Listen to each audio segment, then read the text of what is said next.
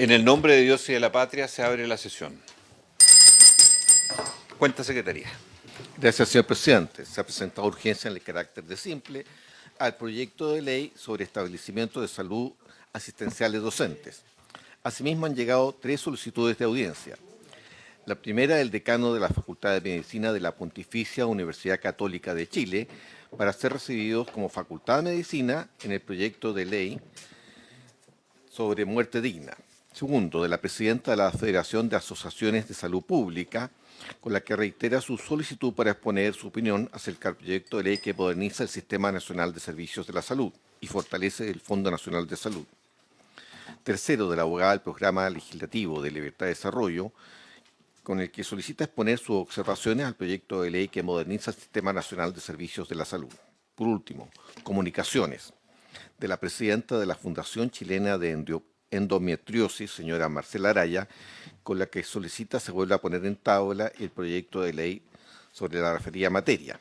Por último, del médico dermatólogo del Hospital Regional de Copiapó, señor Carlos Peso, con la que remite copia de carta enviada al Ministerio de Salud, en la cual informa acerca de la situación de hostigamiento laboral a que ha sido sometido por el director del Servicio de Salud Atacama. Esto es todo, señor presidente. Gracias. ¿Sobre la cuenta? ¿Cuenta o varios? ¿Cuenta? Ya, sobre la cuenta. Presidente, no, primero agradecer la urgencia simple. Me habría gustado una urgencia suma respecto del proyecto que establece, donde indica que los establecimientos de salud como asistenciales docentes. Yo creo que esto es fundamental, es un proyecto además de mi autoría y de mi coautoría, y esperamos sacarlo adelante urgentemente. Entonces, falta un artículo y lo despachamos. Entonces, Falta un acuerdo. ¿Ah? Falta un Pero acuerdo. construyamos el acuerdo, presidente, para sacarlo adelante. Entonces, yo lo instaría a que los asesores de cada uno de los parlamentarios podamos juntarnos y despachar los proyectos, pero de lo contrario vamos a tener un problema, un cuello de botella, porque este proyecto, que es muy importante, el fortalecimiento de FONASA, nos va a consumir prácticamente los próximos 2 o 3 meses, y si no somos capaces de sacar estos proyectos que sí hacen una diferencia respecto a cómo logramos formar más profesionales en salud y aprovechar justamente los establecimientos asistenciales para ese efecto, podemos hacer un esfuerzo muy importante en la formación de especialistas. Entonces yo, por lo menos, ver cómo logramos articular esta semana el acuerdo y despacharlo el próximo martes en como fácil despacho, porque yo creo que es un artículo, el artículo 8º. Sí. Primero, senador Chaguán, estamos todos conscientes de que este es un proyecto importante. Este es un proyecto que se le retiró urgencia durante largos meses. Ese no es un problema de esta comisión, es un problema del Ejecutivo. Y dos, está sometido a que haya un acuerdo, un artículo que es un artículo relevante. Si hay un acuerdo, entra a la tabla. Entonces yo pediría que los equipos asesores con el Ministerio de Salud trabajen y nos comuniquen de llegar a ese acuerdo en cuanto ocurra, y así pasa a la tabla como corresponde, porque no hay ningún problema en eso, pero tiene que estar sometido a esa vinculación. Muchísimas gracias. ¿Algún punto varios? Bien, entrando a la orden del día, vamos a tratar el proyecto de ley de FONASA y su modernización, para lo cual tenemos una serie de invitados importantes hoy. Vamos a darle un tiempo acotado porque son varias posiciones, son 10 minutos aproximadamente cada uno. Partiendo por, en el orden, el director de FONASA, don Camilo Cid, a quien saludamos, le damos la bienvenida. Por cierto, la ministra de Salud, que está presente y acompañando también este proyecto, como siempre. La presidenta del Colegio Médico, Ana María Regada, bienvenida. La superintendenta de Seguridad Social, Pamela Gana, bienvenida. Y la gerenta de la Asociación de Dispositivos Médicos, Gabriela Garham, bienvenida. Partimos con don Camilo Cid, por favor, sobre este proyecto. Adelante. Muchas gracias, presidente. Por su intermedio, saludar a los presentes, a la ministra. Perdón, solo precisar, el presidente titular está acompañando al presidente de la República en este momento en su visita oficial a Brasil, y por eso no está hoy día presente y me pidió que lo pudiera subrogar. Adelante, director de FONASA. La idea nuestra era responder algunas preguntas que se nos hicieron en la primera sesión, hace ya, yo diría, un mes o un mes y medio atrás, y que quedaron sin responder por el tiempo de la sesión. Entonces, eso es lo que entendimos que se nos solicitaba, y tenemos preguntas de los senadores, senador Gaona, senador Castro, Chaguán, la senadora Órdenes, senador Macaya. Entonces, voy a repasar primero cuáles eran las preguntas y voy a tratar de responderlas, ¿no? La primera pregunta era del senador Gaona respecto de la gobernanza, ¿no? Y que planteaba que, en sus palabras, hecho de menos cambios sustanciales a la gobernanza del FONASA. Que no se permite, que no se plantea una estructura o un gobierno corporativo. Senador, buenos días. Entonces, se preguntaba que... después, esta era una pregunta del senador Gaona, también se preguntaba respecto de el GES y del reclamo de las personas y su relación con la solución del problema, si podía ser automático, y esta cuestión que estaba en el segundo prestador que estaba en boga en ese momento. Esas eran las dos grandes inquietudes que se presentaron en esa ocasión del senador Gaona.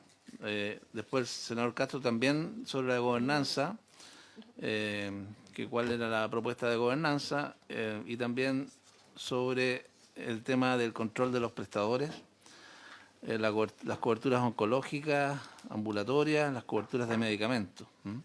El senador Chaguán nos preguntaba acerca de cobertura odontológica y seguro de medicamentos, cobertura de medicamentos. La senadora Órdenes nos pedía precisión respecto del proyecto de modificación en el subsidio de incapacidad laboral, cuáles van a ser las funciones específicas que se trasladarían al FONASA. Y el senador Macaya nos preguntaba sobre el gasto fiscal, la reestructuración del subsidio de incapacidad laboral, y en temas de compra y gobernanza del FONASA. Entonces, déjenme ir punto por punto. Primero sobre la gobernanza, ¿no? Que ahí concentro preguntas de los distintos senadores sobre el tema. Lo que nosotros hemos planteado, ¿cierto?, que la gobernanza del FONASA responde al sistema de gobernanza más avanzado que existe en Chile, que es el sistema de ADP, ¿no?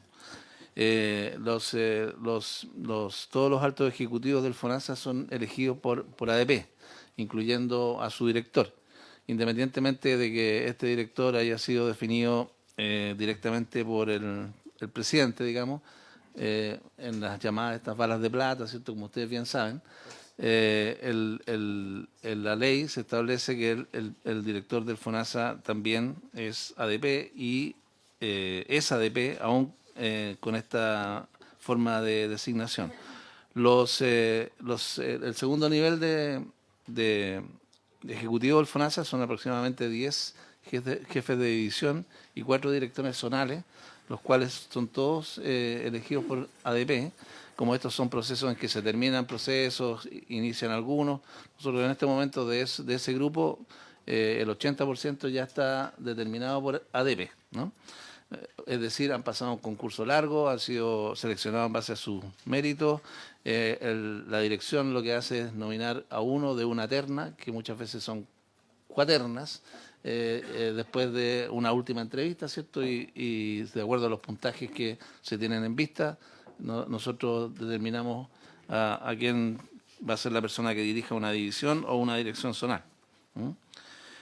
Además, el FONASA cuenta con un COSOC, bueno, COSOC como todos los organismos públicos, pero a partir de este año con un COSOC nacional, organizado nacionalmente, con un representante nacional, una interlocución que ha cambiado cualitativamente la relación, porque es el representante de todos los COSOC y tenemos una forma de funcionar, un estatuto, ¿cierto?, de funcionar. Perdón, tenemos sobre 1000 partículas por millón de CO2, así que vamos a abrir un poquitito. Les ruego a los que están cerca de la ventana entreabrir solamente para que no se enrarezca el aire, no el ambiente, el aire. Bueno. Y el debate menos. Prosiga, director. Gracias, presidente. Con todo, también hay que recordar que por la forma en que hemos ido generando los tipos de gobernanza en el sector, son importantes las gobernanzas que tienen que ver con algunos programas o con algunas políticas que se han impulsado. Entonces las voy a mencionar porque son importantes también a la hora de entender la gobernanza que hemos ido generando. Como por ejemplo, ¿cierto?, el Consejo Consultivo del GES. Es una forma de gobernanza porque el GES tiene implicancia en todo el sector y sin duda las tiene sobre FONASA, y ese Consejo Consultivo tiene ciertas atribuciones que, si bien son consultivas, son importantes a la hora de determinar, por ejemplo, las garantías, ¿cierto?, los problemas de salud que van a estar priorizados, etcétera. También existe la gobernanza del sistema de protección financiera, la ley Ricarte Soto, que también financieramente administra el fondo, pero que tiene una gobernanza con distintos tipos de participación, ¿cierto? 4 representantes de asociaciones de pacientes, 2 representantes de asociaciones científicas, 2 académicos de Facultad de Medicina y 4 expertos del área de salud designados por la ministra o el ministro de Salud. O sea, estas son las formas de gobernanza que existen y son las que están en la punta, digamos, de la legislación vigente, ¿no? Esto es lo que quiero dejar planteado. Respecto del segundo prestador, esto es bien importante porque el segundo prestador tiene que ver con los reclamos de GES, ¿no? Que por qué, se nos pregunta por qué tenemos que esperar que las personas reclamen, ¿no? Yo quiero ser bien claro, digamos, no esperamos que las personas reclamen. El segundo prestador en forma automática, como se funciona desde que nosotros estamos administrando el FONASA. El año pasado se derivaron 40% de las derivaciones fueron sin reclamo. O sea, tenemos un sistema de derivación sin que se reclame. Ya, existe. Entonces, claro, no es el 100%. Las personas tienen que, o sea, nosotros tenemos que verificar que haya oferta donde vamos a derivar, que tengamos convenio, porque esto funciona en base a una licitación, ¿cierto? No es a cualquier prestador, que entonces que tenga oferta, que la persona también quiera ir. Hay muchas personas que rechazan la derivación. Esto también es importante. Más o menos el 15% de las personas rechazan la derivación, prefieren esperar su hospital público. Y nosotros no podemos pasar por encima de esa decisión de las personas. Lo que sí hacemos es que con los sistemas de información podemos detectar cuando la garantía ya venció, la detectamos, la persona todavía no se ha dado cuenta y informamos dentro de nuestras ciertas priorizaciones que la persona puede ir, la detectamos, la llamamos, ¿cierto? Y entonces la persona puede ir al segundo prestador y ella no ha reclamado aún. Y eso sucede en el 40% de los casos. Lo que nosotros hemos dicho, y está en este proyecto de ley, y que esto quisiéramos que se transformara en una necesidad permanente del FONASA, porque actualmente nosotros lo hacemos con gran esfuerzo, pero no es una disposición que esté en alguna normativa. Y por lo tanto, con esta ley, esto quedaría a firme para el futuro, ¿no? Respecto de las funciones que se traspasarían al FONASA en el proyecto de Contraloría Médica o de traspaso de funciones al FONASA, es justamente la posibilidad de que FONASA hoy día financia las licencias médicas, ¿no? Financiamos en 2 vertientes. Una vertiente que va a las cajas de compensación, que es la mayor, porque todas las empresas que están sujetas a o tienen cajas de compensación, convenios con cajas de compensación, sus empleados, ¿cierto? Son la gran mayoría de los trabajadores del país. Eso del 80%, entonces los recursos más o menos va destinado a que las cajas paguen las licencias médicas. Esa es una vertiente del financiamiento del FONASA. Y la otra, que es la de la que se habla acá, en el proyecto, es la que va destinada directamente a la Subsecretaría de Salud Pública y a las CONPIN, porque son entonces las CONPIN las que pagan, que son los casos en que las personas no están en las cajas de compensación. En ese contexto, lo que nosotros estamos sugiriendo, ¿cierto?, con esta ley es que el FONASA concentre las funciones financieras y también las de auditoría médica, que tiene que ver con el otorgamiento de la licencia. Que no solamente hagamos transferencias y traspasemos dinero, sino que efectivamente sea FONASA quien otorgue la licencia en primera instancia y la CONPIN entonces queda como una segunda instancia ante reclamos, ¿cierto?, para revisar licencias médicas. Y esa es la gran novedad, ¿no? Eso implicaría que las licencias de enfermedad o accidente común, de medicina preventiva, de patología del embarazo, de reposo pre y postnatal, de enfermedad grave del hijo menor de 1 año, serían tramitadas por el fondo, ¿no? Para eso, por supuesto, y en eso consiste la ley, nosotros necesitamos, uno, hacerlo paulatinamente. La propuesta es que esto ocurra más o menos en 5 años. Hay una proyección de un cronograma de implementación, y segundo, que podamos tener una Contraloría Médica, que no la tenemos. FONASA no tiene Contraloría Médica en este momento y por lo tanto tiene que reforzarse para poder adquirir esas cualidades, y eso está en el proyecto de ley. En cuanto a lo oncológico, puedo dejar la minuta. Tenemos prestaciones oncológicas que son PAD de la modalidad de libre elección. Venía como con algún detalle, no quiero malgastar el tiempo, pero son 1, 2, 3, 4, 5, 6, 7, 8 PAD odontológicos que son interesantes porque generalmente se piensa que FONASA no cubre nada en lo odontológico, en la MLE no es así.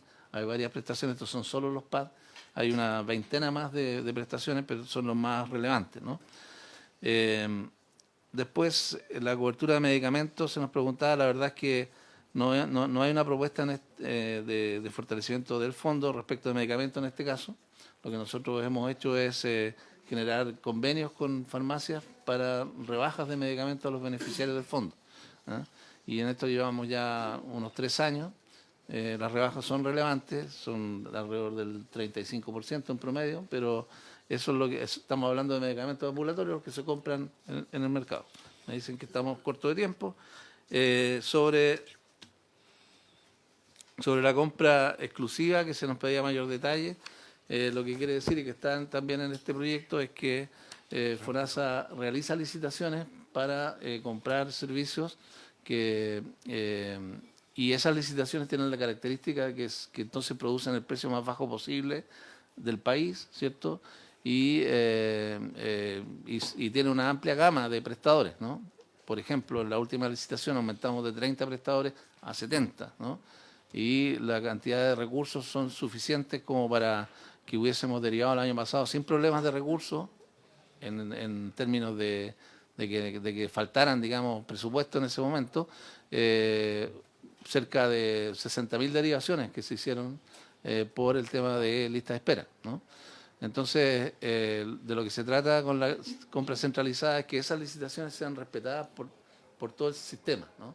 Ustedes saben que a través del subtítulo 22, los servicios, si bien no tienen la facultad de comprar, digamos, como en el concepto de FONASA de compra de servicios médicos, sí pueden comprar servicios a través del subtítulo 22 como bienes y servicios de consumo, y entonces lo que nos pasaba es que a veces se repiten compras a precios mayores y que no tenía sentido económicamente para el sector, y por lo tanto esto es lo que se está legislando acá, de manera que se pueda hacer efectivo el ahorro y la eficiencia que produce la concentración de la compra centralizada, ¿no?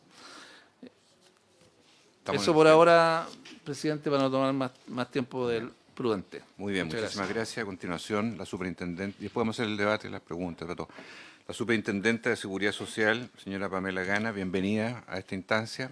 Y, por cierto, nos interesa su punto de vista sobre el proyecto de ley. Y además, ya que usted ha estado de algún modo también en opinión con los estudios que ha hecho la superintendencia acerca de los grandes emisores de licencias médicas, lo que pueda aludir al respecto. Tiene la palabra. Muy buenos días, muchas gracias, presidente, por su intermedio. Bueno, comentar que respecto al proyecto de ley, como ustedes bien saben, tiene su valor principal es todo lo que es el fortalecimiento y la modernización del sistema público de salud a través de un fortalecimiento de FONASA y otros actores del sistema. En específico, como suceso, me voy a referir a lo que a nosotros nos compete, que es principalmente todo lo que es el cambio en la tramitación y pago de la licencia médica, buscando el proyecto concentrar las funciones de, como ya lo han señalado, de Contraloría Médica, el cálculo y pago del subsidio de incapacidad laboral en FONASA, todo lo que es el proceso de cálculo y pago del subsidio, lo cual es muy valioso. En ese sentido, creemos que los aportes específicos en relación a aquello es primero que da una simplificación, un fortalecimiento a la eficiencia del control de las licencias médicas, que es parte de entendiendo que las licencias médicas, este importante instrumento de la seguridad social que protege a las personas trabajadoras cuando están enfermas como parte del tratamiento, pero que también requieren un control que sea homogenizado, ¿verdad? Con un proceso también, cómo se lleva a cabo todo ese proceso de Contraloría Médica unificado, centralizado o más bien homogenizado, que hoy día no estaría siendo así.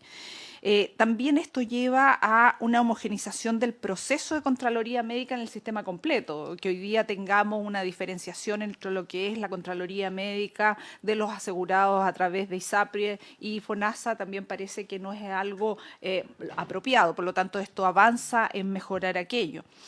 Va a aportar enormemente en todo lo que es la homogenización de criterios en el pronunciamiento de las licencias médicas del sistema público de FONASA, que hoy día está disgregado en todos los COMPIN y que, por cierto, que se ven en los datos que existe una heterogeneidad en los criterios de cómo se resuelve aquello, y pareciera que eso no es lo adecuado desde el punto de vista de cómo se trata a un afiliado, a una persona trabajadora por estar en una u otra localidad de nuestro país.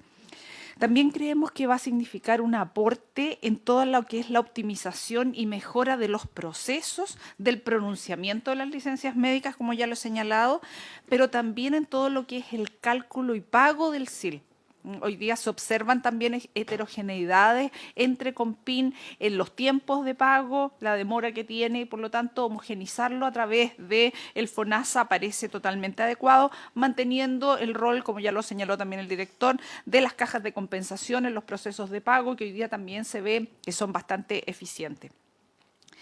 Todo esto, por cierto, que suena mucho a eficiencia, a proceso, pero todo esto redunda en algo que es muy importante y ciudadano, que es la experiencia usuaria que tienen los afiliados de FONASA en toda su experiencia en torno a la licencia médica. Nosotros tenemos, y los datos que hemos presentado, es que existen más de 8 millones de licencias médicas en el 2024, ¿verdad? Y la experiencia usuaria de esas personas que reciben licencias médicas son variadas hoy día dependiendo en qué región están, la COMPIN definida que les toca. Y por lo tanto, esto va a redundar, si este proyecto logra tramitarse y ver la luz, ¿verdad? Va a ayudar a la experiencia usuaria que tengan las personas, los trabajadores, y eso también lleva a la confianza que se tiene en las instituciones, ¿verdad? Es una relación directa y la experiencia usuaria, la satisfacción usuaria y la confianza que tienen las personas en las instituciones y en las instituciones públicas, en este caso, y en el sistema de salud en general. Mirarlo también desde el punto de vista de lo que significa la certeza para todos los actores en el pronunciamiento de la licencia médica y en la tramitación del subsidio de incapacidad laboral. Los que trabajamos en supervisión, regulación, fiscalización, uno de los temas principales, principios importantes que tenemos es cómo le damos certeza a todos los actores, no solo a las personas trabajadoras, sino que también a los profesionales de la salud, a todos los actores en general, los administradores, los seguros de salud, de cómo va a funcionar el sistema. Y por cierto que esto aporta al respecto. También creemos que hay otros aspectos interesantes que tienen que ver, por ejemplo, con la relación que tiene el sistema de salud común con el sistema de salud laboral. Se ha escuchado mucho hablar de lo que se entiende y se dice coloquialmente como el posible subsidio cruzado entre ambos sistemas, que muchos de los casos que podrían ser atendidos por la salud laboral muchas veces nunca llegan a la salud laboral porque las personas llegan directamente a los servicios de salud. Y hoy día no está ocurriendo un sistema de pesquisa de esos sistemas. Entonces creemos que FONASA centralice todo lo que es el proceso de licencia médica, también va a ayudar a fortalecer todo lo que es el sistema de pesquisa en la red pública para que se puedan identificar los casos de salud laboral y puedan ser derivados o bien cobrados las prestaciones al sistema de mutualidades ESL. Creo que esto también es un aporte en aquello porque hoy día al estar disgregado es mucho más difícil de hacerlo operativo. También creemos que es muy oportuna, y lo mencionó el director, todo lo que es la gradualidad que se está estableciendo a través de cómo van entrando el proceso en todo Chile, también parece bastante razonable para asegurar una adecuada implementación. Ahora, respecto a las competencias de la Superintendencia de Seguridad Social, el dictamen que emitió la Contraloría General de la República por los años de pandemia fue bastante claro en establecer que la Superintendencia de Seguridad Social tiene la autoridad técnica para regular y fiscalizar materias de licencia médica. Y ahí adelantarles que en las próximas semanas, esperamos que a más tardar la primera semana de mayo, publiquemos el compendio de normas de licencia médica y subsidio de incapacidad laboral. Esto lo que representa las entidades supervisoras, como la superintendencia, emitimos normas de carácter general o circulares y que están disgregadas en muchos documentos por años de existencia. Lo que hacen estos compendios de normas es que compilan en un solo cuerpo sistematizado, actualizado y puesto a disponibilidad de la ciudadanía los cuerpos normativos vigentes, lo cual da certeza a todos los actores de qué es lo que estamos hablando cuando hablamos de normas. Y así es que esperamos que durante a más tardar la primera semana de mayo se haga el lanzamiento de dicho compendio, que es un aporte a cómo vamos dando más certeza y vamos dando el marco normativo a cómo operan las licencias médicas y el subsidio de incapacidad laboral. El proyecto de ley no cambia nuestro rol respecto a todo lo que es ser esta autoridad técnica en la regulación y fiscalización de licencias médicas, y lo cual nos parece pertinente que así sea. Nosotros durante los últimos años hemos ido haciendo avances respecto a nuestro rol. Uno de estos es lo que les señalaba de ocupar los espacios normativos que tenemos como facultad, pero también vamos a seguir avanzando en todo lo que son los espacios de fiscalización de lo que es la Contralorías Médicas de licencias médicas. También el proyecto de ley mantiene todo lo que son los procesos de reclamación de licencias médicas.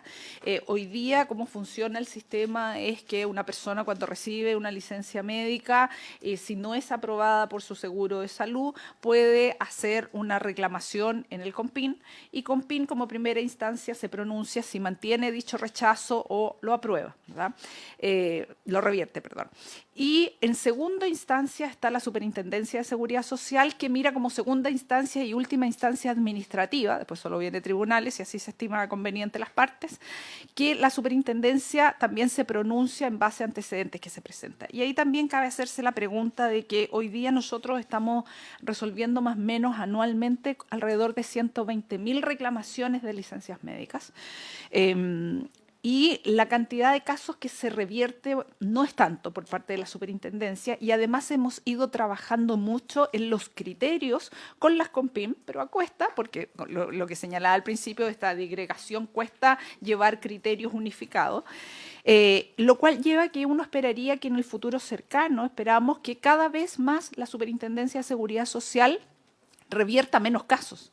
Y esto no es solo por un tema de en qué significa revertir o aprobar, sino que también por un tema de experiencia usuaria. La experiencia usuaria no puede estar basada en que el resultado de algo se base en las reclamaciones sucesivas que pueden hacer las personas. Entonces, la idea siempre es que más bien desde el inicio sea bien resuelto y dé la certeza a todos los actores. Como decía, hoy día nosotros resolvemos alrededor de 120.000 reclamaciones sobre licencia médica al año, y nos estamos gastando en eso 1.800 millones de pesos al año. Entonces, la pregunta es si es relevante que la licencia médica sea una instancia que tiene dos instancias administrativas de reclamación, o más bien vale que la Superintendencia de Seguridad Social destine parte de esos recursos a fortalecer la fiscalización de lo que es la licencia médica. Es una pregunta abierta que también como análisis del proyecto. Nosotros igualmente vamos a seguir en la línea de iniciar y fortalecer nuestro proceso de fiscalización, que hoy día más bien lo hacemos en parte de lo que es la resolución de reclamaciones puntuales, pero no como una cosa sistemática, que creo que es lo que deberíamos movernos sí o sí. Pasé mis 10 minutos, pero no sé si quieren que me pronuncie respecto al informe o después preguntan, brevemente. Bueno, nosotros la semana pasada emitimos el informe, que ya es el tercer año consecutivo que emitimos este informe respecto a licencia médica electrónica. Hoy día el 98%, 98,5% de las licencias médicas son electrónicas. Afortunadamente quedaron atrás el papelito verde, ¿verdad?, de las licencias médicas, lo cual es muy beneficioso para el sistema, el proceso, la tramitación, etcétera. Y eso también nos permite hacer estudios, entregar informes. Nosotros este es el tercer año que entregamos este informe, un poco en la línea de entregar información a la ciudadanía para poder hacer discusiones informadas en nuestro ámbito de acción de política pública. Y en ese sentido, una de las cosas que hemos mostrado es que de los 51.000 profesionales de la salud que emiten licencias médicas, lo que tenemos es que el 80% de esos profesionales de la salud emiten 200 o menos licencias médicas al año. Y en el otro extremo, lo cual se ve bastante razonable, ¿verdad? 80% de esos profesionales, menos de 200 licencias médicas al año. Y en el otro extremo de la distribución tenemos que un 0,6% de esos profesionales de la salud emiten más de 1.600 licencias al año. Y hay 11 profesionales de la salud que emiten más de 5.000 licencias al año. 11, más de 5.000 y un 0,6% de los 51.000 emiten más de 1.600. No hay que subestimar ese número porque en términos de gasto, esos 0,6% gastan significa más o menos un 9%, un poco más del 9% del gasto en licencias médicas. Estamos hablando del 9% de 3 billones de pesos. Entonces, es un tema que, por cierto, que hemos ido poniendo el foco. Se tramitó el proyecto de ley que modifica la ley 20.585, que en esta comisión le incorporaron valiosas modificaciones. Hoy día está en el Tribunal Constitucional haciendo los chequeos tradicionales al respecto. Pero también llevar el tema de que nuestra fiscalización, y lo hemos conversado con la presidenta y con el Colegio Médico, respecto a dar las certezas de que esta nueva ley y el foco que hemos tenido durante los últimos años es cuidar este instrumento de la seguridad social, focalizado no solo en hechos de que veamos un número de licencias médicas emitidas, sino que también con inteligencia de datos que nos lleven a pesquisas de casos que puedan significar que se está emitiendo licencias médicas sin fundamento médico, siempre en pro del cuidado de este instrumento de la seguridad social y de la protección de las personas trabajadoras. Muchas gracias, presidente. Muy amable. Le damos a continuación la palabra a la presidenta del Colegio Médico de Chile, la doctora Ana María Regada, por favor.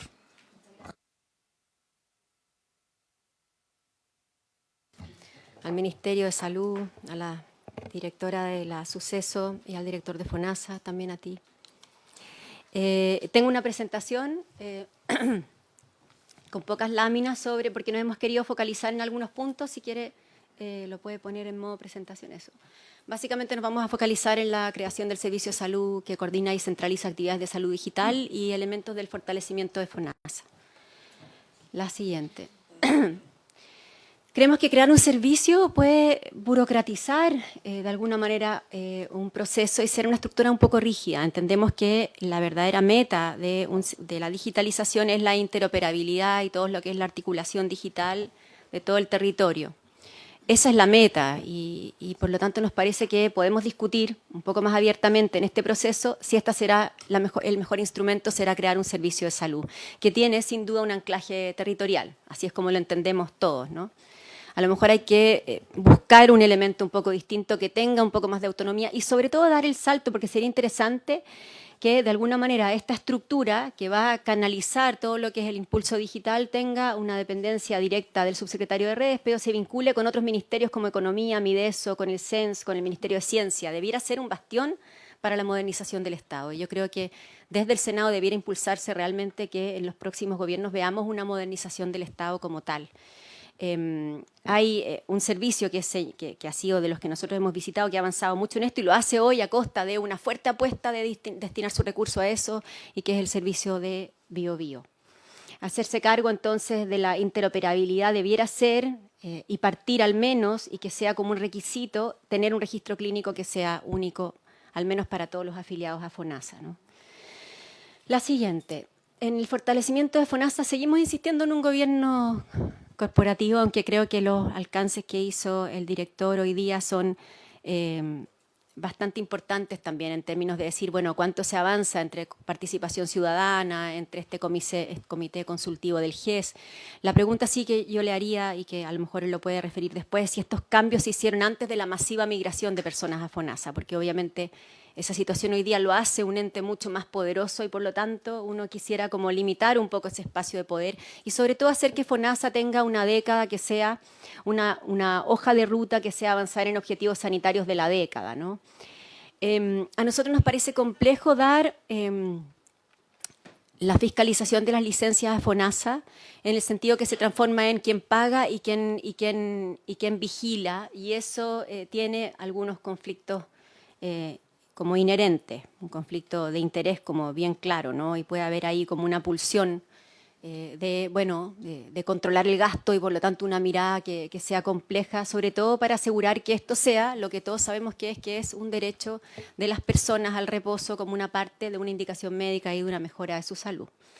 Además, es complejo crear de nuevo un sistema de contralores, de la nada, digamos. Eso es complejo de crear. Nosotros, claro, nos encantaría que esos contralores acogieran todas las cosas que hemos dicho en la larga discusión de la ley de licencias médicas. Lo hemos dicho varias veces, no nos gusta. Hoy la estamos, la verdad, padeciendo. O sea, el Colegio Médico hoy día tiene una unidad completa que está destinada a ver lo que está pasando con la ley actual y que no va a mejorar con la ley nueva.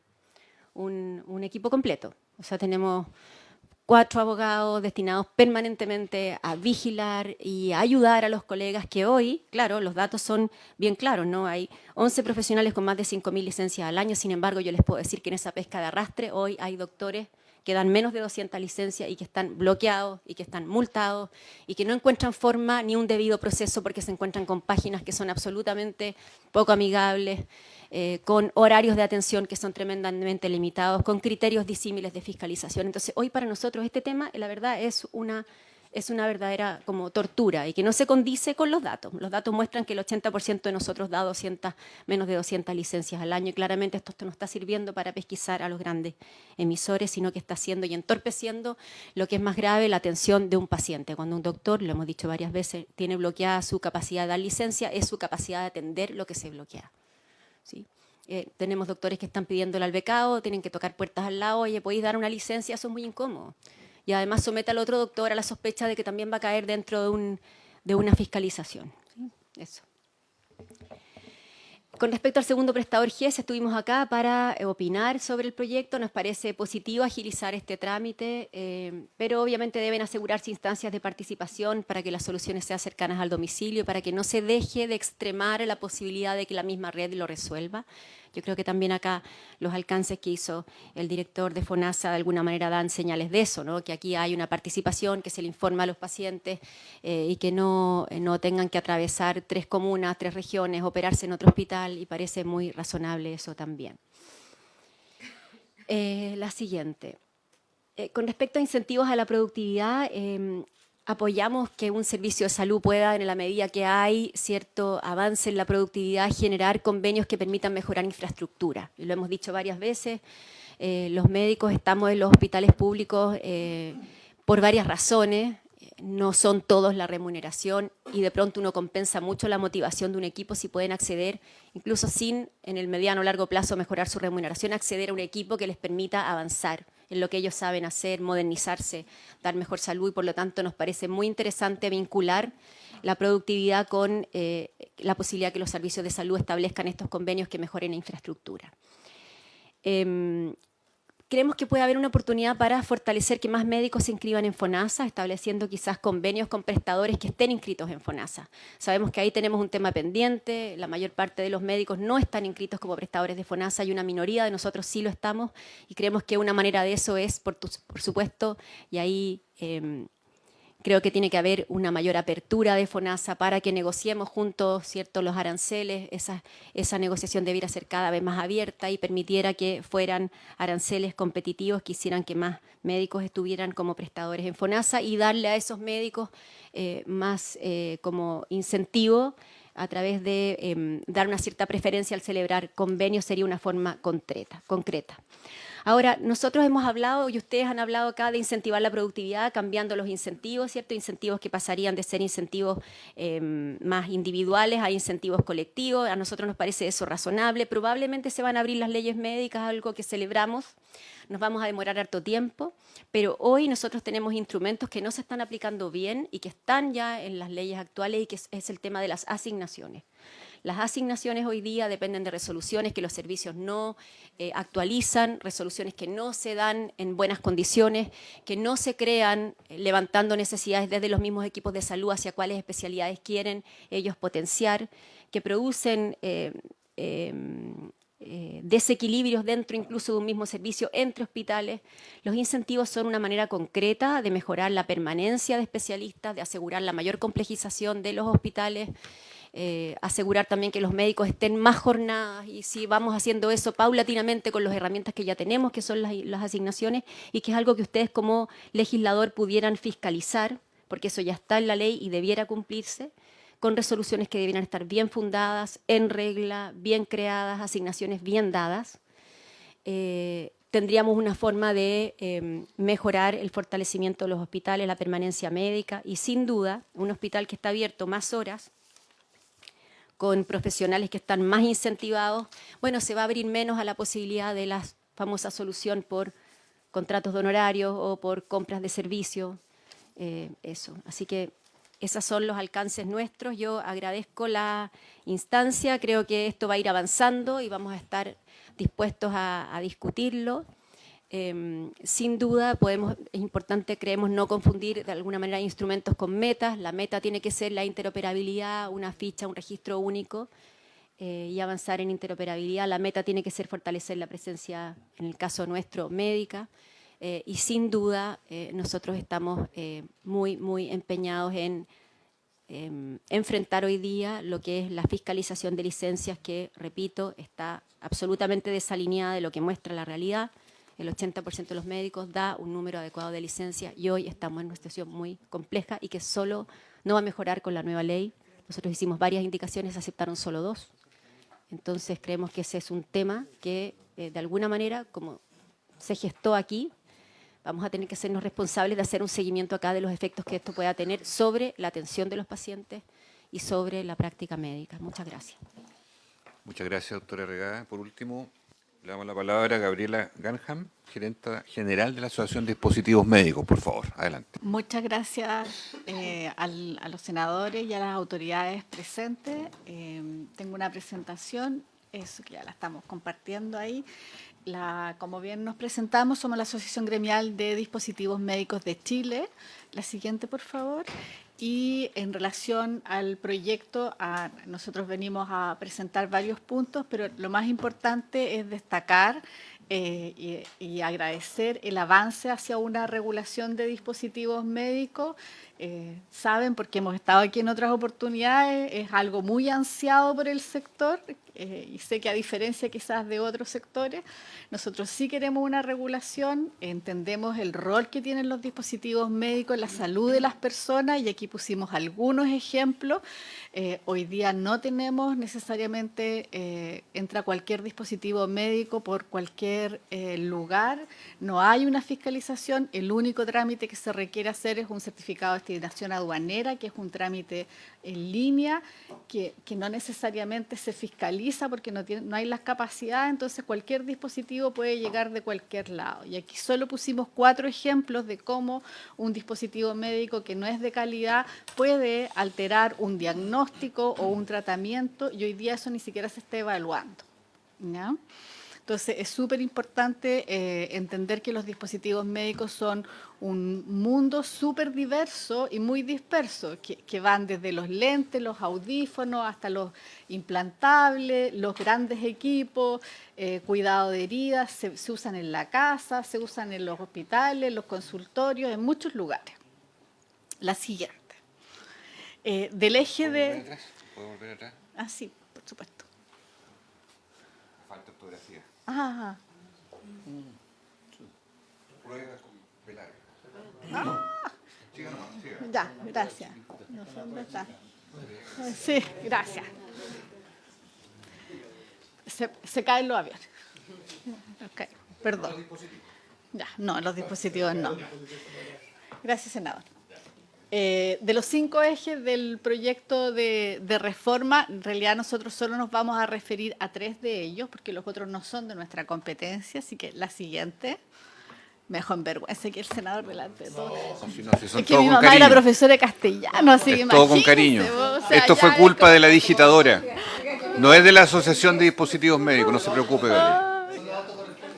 Así, grave. Mi tranquila. mamá me tiraría la oreja. Bueno, ya. Es el Senado de la República, en todo caso, pero no se preocupe. La vamos a corregir antes de subirla. La Asociación de Dispositivos Médicos tiene una visión y una misión que están en nuestra página de web y que no es solo un papel ni una declaración, es algo que se vive y se incentiva desde el gremio. Hoy día tenemos nuevos socios, estamos creciendo, más compañías están entendiendo el aporte de pertenecer a un gremio que tiene la genuina y real interés de poder aportar y colaborar para la salud de las personas, porque tenemos súper claro el rol que desempeñamos. Y a veces nos ofuscamos porque se nos confunde con un oportunismo que se da en el país porque no hay regulación. ¿Ya? Las empresas que trabajan en el rubro de dispositivos médicos están acostumbradas a trabajar con regulación y no nos asusta. La siguiente. Los 3 ejes que vamos a abordar es el fortalecimiento del ISP, porque si nosotros no hablamos de dispositivos médicos no lo va a hacer nadie más, la creación del servicio de salud digital y del rol de Senavas. ¿Ya? Entonces vamos a ir a los 3 puntos que nos competen. La siguiente, por favor. En el fortalecimiento del ISP estamos muy contentos, lo insistimos. Nos parece que el marco que se ofrece cumple con todos los estándares de una regulación moderna, flexible. No tenemos ningún reparo ni comentario. La verdad es que estamos muy contentos. Los plazos nos parecen muy adecuado en base a la experiencia internacional, lo que se ha visto en otros países que se demoran más o menos esos plazos, y nos parece robusto y flexible. Así que nada que decir. Sí, ¿qué nos preocupa? La siguiente, por favor. El énfasis en la implementación. ¿Ya? Porque podemos tener una ley muy bonita y muy robusta, pero si el ISP no tiene el recurso humano capacitado y la plataforma tecnológica que se requiere, no va a dar abasto. Y eso va a ser un freno, a pesar de los 3 y los 5 años, va a ser un freno enorme que otros países ya lo han vivido para el acceso a innovación tecnológica. Entonces, nuestra preocupación, y si vimos el presupuesto que se presentó en la Comisión de Hacienda, entendemos que se están alocando recursos específicos para el ISP, pero también se necesita una plataforma robusta y ese recurso humano tiene que estar capacitado. Esas son nuestras preocupaciones en términos de la regulación. El resto nos pone muy contentos, ojalá salga luego. La siguiente, en relación a Senavas. Aquí tenemos algunos puntos de preocupación en específico y en términos de la discriminación que se puede producir hacia los proveedores. Por ejemplo, en esta compra internacional con pago por adelantado, cosa que en los proveedores locales esperar que Senavas pague, no vamos a ni discutir el tema porque saben que hoy día está difícil. ¿Ya?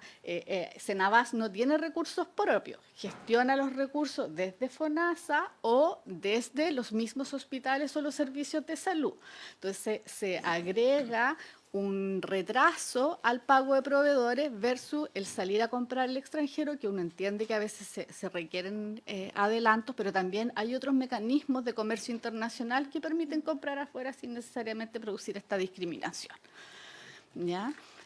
El rol de intermediador. Hemos buscado y por lo menos, al menos nosotros, no encontramos jurídicamente la definición de este rol de intermediador. ¿Ya? ¿Qué significan los derechos y los deberes que tiene el rol del intermediador? Porque en el fondo agrupar la compra tiene que tener cierta función, o sea, más allá de agrupar la demanda, cuando se ven en los derechos, otra vez el tema de los pagos, no está claro cuál va a ser el rol de Senavas. ¿Ya? de los riesgos de la dependencia hay un concepto súper clave en dispositivos médicos que nos diferencia fundamentalmente de farma, que es el ciclo de vida del dispositivo médico, ¿ya? Si vamos a comprar dispositivos médicos, tenemos que asegurarnos de que el ciclo de vida esté contemplado en aquellos que requieren mantención, aquellos que requieren capacitación, aquellos que requieren complemento de otros dispositivos médicos. Hay un conocimiento de por medio y se requiere entender ese ciclo de vida. Y no existe hoy día la experiencia en Senavars. La adjudicación múltiple, nos gustaría entender más cómo va a ser el procedimiento, qué significa desde la mirada de los proveedores en términos de los inventarios, por qué una adjudicación múltiple, y uno entiende que en ciertas emergencias cómo se va a manejar esto y cómo sería a diferencia de una adjudicación parcial, porque no está claro todavía cómo va a funcionar el mecanismo. La siguiente, por favor, y con esto ya vamos terminando. En cuanto a servicios de salud digital, a nosotros entendemos claramente el rol de la telemedicina y todo el aporte que significa en términos de equidad y acceso, sobre todo en un territorio geográfico como el nuestro.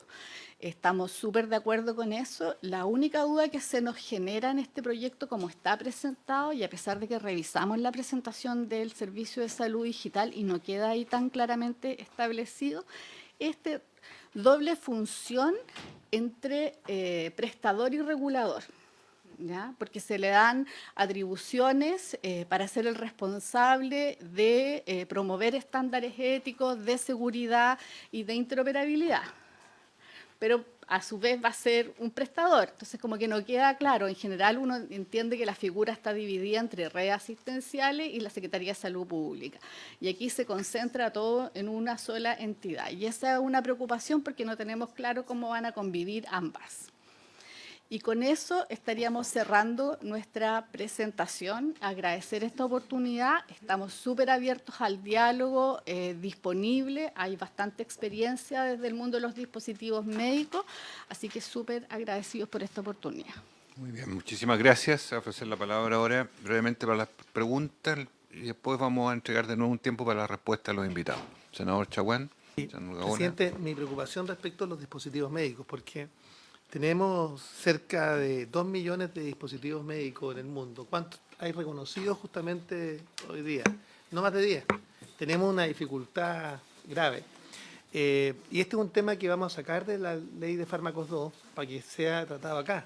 Eso esperamos hacer, pero yo le quiero señalar es que tenemos un problema. O sea, hoy día, médicos que importan, y quiero con todo respeto a la presidenta, por Temu, algún dispositivo médico, o sea, yo no estoy diciendo, quiero decir que hay mucha irresponsabilidad. De hecho, hay personas que con dispositivos médicos que no están suficientemente probados han terminado con consecuencias dramáticas. Y yo podría darle a lo menos un listado de 5 o 10 pacientes que están en esa condición.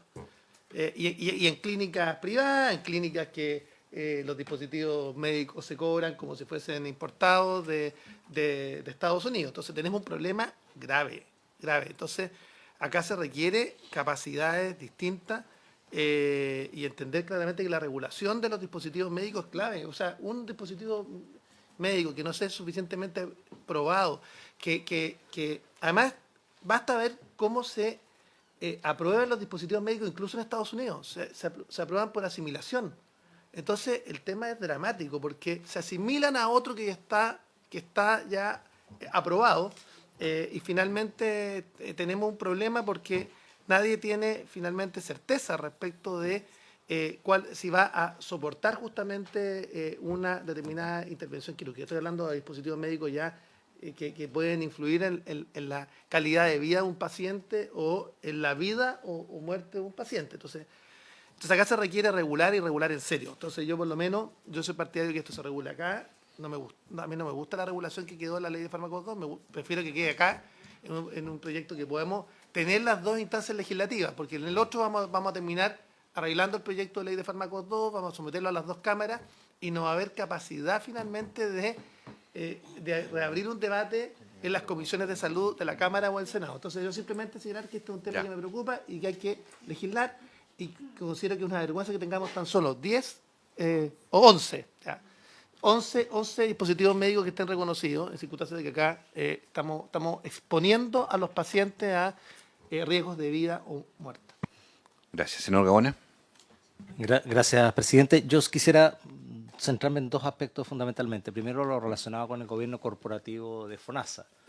Yo entiendo que el Ejecutivo no quiera innovar en el ámbito, pero sin duda una de las mejores experiencias es lo que hemos tenido en cuanto a gobiernos corporativos, lo que ha hecho la CMF, que pasó de una superintendencia a un cuerpo colegiado, y creo que por la relevancia y el presupuesto que maneja y lo importante que es para el país el FONASA, me parece que tiene un gobierno lo más distante posible de los ciclos políticos. Es cierto, el ADP efectivamente selecciona a los mejores, y eso no tengo ninguna duda, pero finalmente la definición final es política, y lo vemos en los directores de hospitales, lo vemos en los directores de servicios de salud, y eso no hay problema en cuanto a la competencia, porque se supone que estas personas pasaron todo por un sedazo y claramente son gente competente, pero hay una orientación política, y lo que dificulta los procesos es que están cambiando con mucha frecuencia. Cambian los gobiernos, cambian los directores de servicios, cambian los directores de hospitales, no hay una continuidad en el largo plazo de la gestión.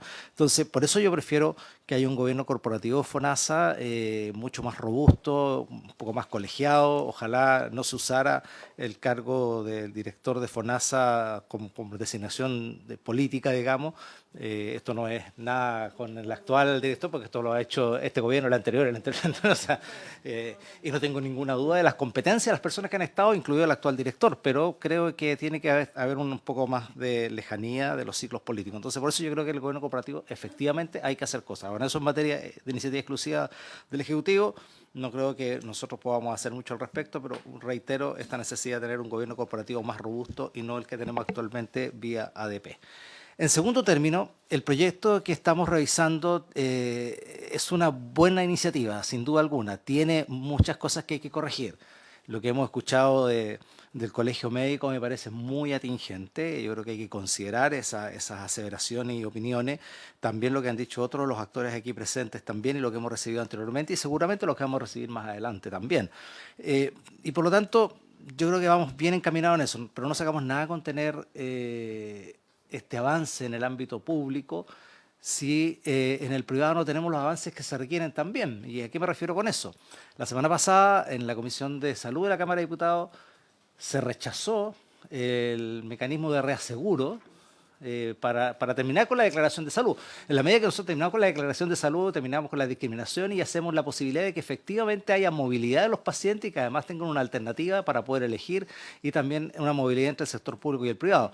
Pero para eso tenemos que tener el fin a la discriminación por preexistencia a través de la declaración de salud, y nos quedamos sin nada en la Cámara de Diputados, sin reaseguro, y tampoco se aceptó el mecanismo de compensación de riesgo como fondo que también presentó un parlamentario de Chile Vamos. Entonces, de esa perspectiva me gustaría preguntarle al Ejecutivo qué tienen pensado, porque estas cosas son complementarias. Lo que estamos tratando de mejorar en el sector público también tenemos que mejorarlo en el sector privado.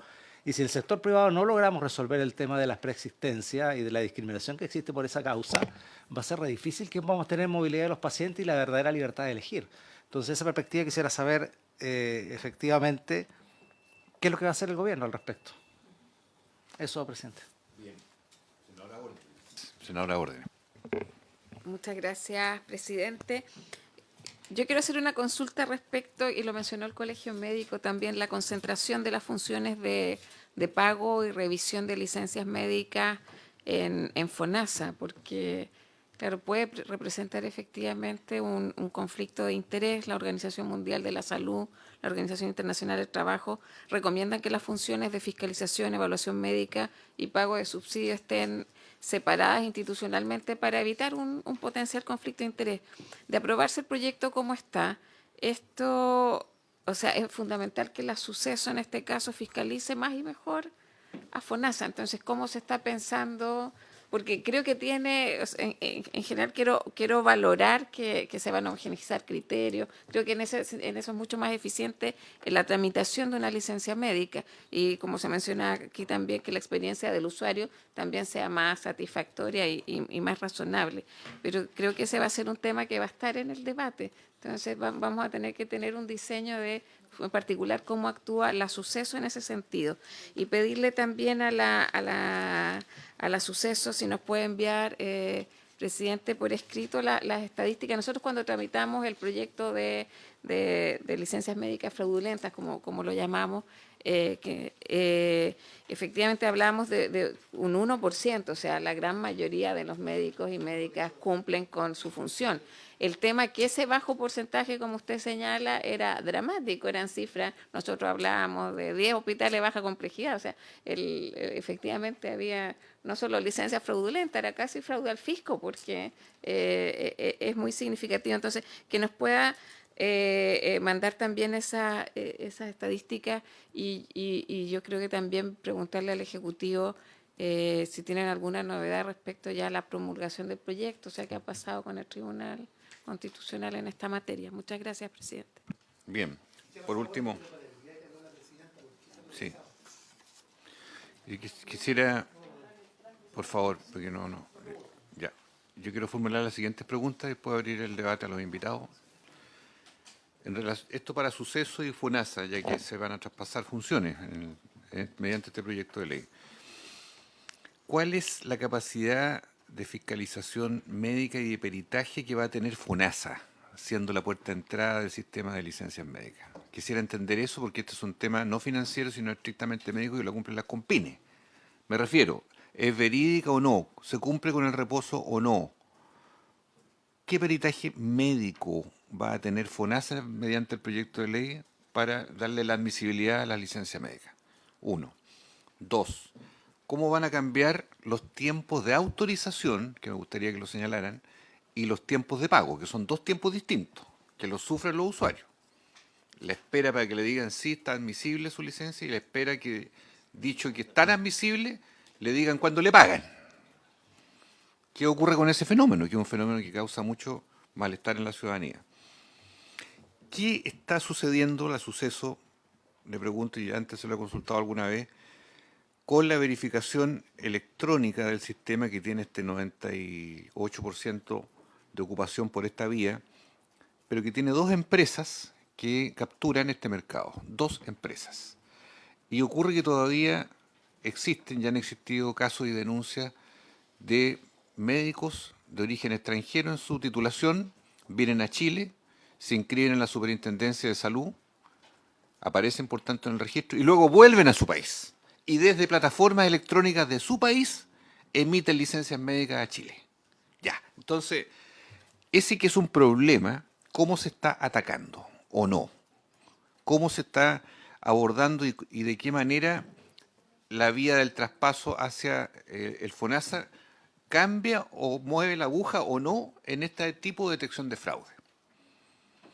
Y me gustaría preguntar cómo se hace cargo FONASA del eventual traspaso funcionario, porque aquí hay gente que está bastante nerviosa, funcionarios que yo conozco de la Seremi de Salud, y aquí hay algunos líderes presentes, y CONPINES, que dicen cuál es el destino que tienen esos trabajadores, funcionarios, profesionales, que han sido esta gran puerta de entrada por décadas y que ahora pasa todo el sistema a FONASA. ¿Qué ocurre laboralmente con estas personas? Tercero, y quisiera preguntarle al Colegio Médico de qué manera se están abordando los procesos éticos respecto a aquellos grandes emisores en duda o en sospecha, porque yo sin pretender en ningún caso dar pontificado ni cátedra, como me tocó en alguna época estar en la orden como presidente, hay reportes mensuales que emiten las CONPIN, Metropolitana o las grandes, y se puede tener siempre una estimación de grandes emisores y puede haber un mecanismo también de control de pares, que es deseable que exista, antes de que llegue a la justicia ordinaria un caso y no se enlode al conjunto por unos pocos, que es siempre una duda permanente. Entonces, particularmente en el caso de la salud mental, que hoy día tiene licencias emitidas no solo por psiquiatras, hoy día no solo los psiquiatras emiten por una depresión leve o moderada, un médico general lo puede hacer perfectamente. ¿de qué manera se está regulando el propio Colmet, en este caso, para salir al paso de esas licencias no objetivables por exámenes diagnósticos? O las osteomusculares, que tampoco tienen verificación y que son el gran grupo de patologías que hoy día están en duda, en comillas, en el sistema porque no se verifican los tiempos proporcionales al diagnóstico o hay dudas respecto a eso. ¿De qué forma el Colegio Médico se lo puede enfrentar de mejor manera? Preguntarle también al presidente del Colegio Médico que, compartiendo la idea de que las asignaciones tienen grados de obsolescencia y que tienen que ir a un cambio, una modificación, entonces también es pertinente que vayamos a un cambio en el sistema de remuneración de los médicos en el sistema público, ya que esta es una partecita del total del sueldo bruto o total de haberes que tiene un médico. Hoy día tenemos un fraccionamiento de horarios médicos en el sistema público muy grande que hace que la minoría trabaje jornada completa y la mayoría tiene sistema de 33 o 22 u 11 horas, con las dificultades que eso tiene para los directivos, que significa que tienen que ir a hacer compra de servicios por las tardes, en paralelo, vía honorarios, a tarifas altas, muchas veces muy atractivas, que incluso hacen que hoy día haya gente que deseche la contrata o la planta para mantener solo por la vía monetaria un honorario o una compra de servicio, una distorsión, en otras palabras, de lo que es la carrera funcionaria. Entonces, yo le digo que si vamos a abrir el capítulo de las asignaciones de los sueldos médicos, abrámoslo entero. Y revisemos por qué hoy día tenemos tal escasez de profesionales especialistas en los hospitales, con sobreabundancia de esas mismas horas de especialistas en lo privado. Y resulta que el mundo público atiende al 80% y tiene 1/3 de los médicos, y el mundo privado atiende con 2/3 de los médicos para el 20% necesitado. Ya, esa es una desigualdad profunda en Chile. Entonces, a mí me parece importante abordar el capítulo de las remuneraciones, pero está claro que el sistema de pago por jornada, que es el que tienen los médicos hoy día, no tiene mucha viabilidad así como está, ni tampoco el sistema de pago por prestación, como ocurre en la MLE, por ejemplo, que es carísimo y que tenemos que ir a un sistema de pago por resolución, por resultado, por paquetizado. Entonces, sobre eso me gustaría que lo pudiera abordar. La gobernanza es, lo dijo el senador Gaona, un tema que la propia comisión asesora de la Comisión de Salud lo planteó transversalmente hace 2 años atrás. Y eso significa tener un comité directivo, no solamente un director, y que tenga una sostenibilidad en el tiempo, que esté sometido a reglas no solo de ADP, sino además reglas de gobernabilidad que traspasen los gobiernos. Es un punto que nosotros echamos de menos y vamos a insistir en ese aspecto. Por último, respecto a los dispositivos médicos, me gustaría que hablara usted de las deudas, porque unos socios o parientes suyos que se llaman APIs, productores industriales de dispositivos, se quejan sistemáticamente por los diarios y por todos lados y hablan de 50 millones de dólares de deudas del sistema público y de más de 300 días de espera en el pago. Esto lo dicen los ejecutivos de los proveedores industriales de dispositivos y siempre están planteando, y aquí han venido también. Entonces, cuando un hospital, que es probable que ocurra este año fuertemente y más pronto que tarde, entre en sobreejecución presupuestaria y empiecen las demoras para llegar proveedores de dispositivos y se da esta bicicleta financiera tan dramática, ¿cuál es la posición que tienen ustedes? Porque este es un problema real y que no es descartable que se agudice este año, incluso por la escasez fiscal que tenemos dentro del sector. Me gustaría que abordara esos aspectos. Ya, se ofrece la palabra a los expositores, quien desee iniciar. Ministra, por favor. Gracias, presidente. Saludar por su intermedio a los senadores, a la directora del Colegio Médico, a la representante de los dispositivos y, por supuesto, a nuestra colega, la superintendenta de Seguridad Social. Bueno, agradecer las presentaciones. Efectivamente, cada vez que uno presenta un proyecto se ve fortalecido y enriquecido con los aportes de las distintas personas que vienen a discutir algunos aspectos concretos de los proyectos. Yo voy a comentar algunos de ellos para dejar después, no sé si de las respuestas o del comentario de FONASA, el detalle de algunas de estos elementos.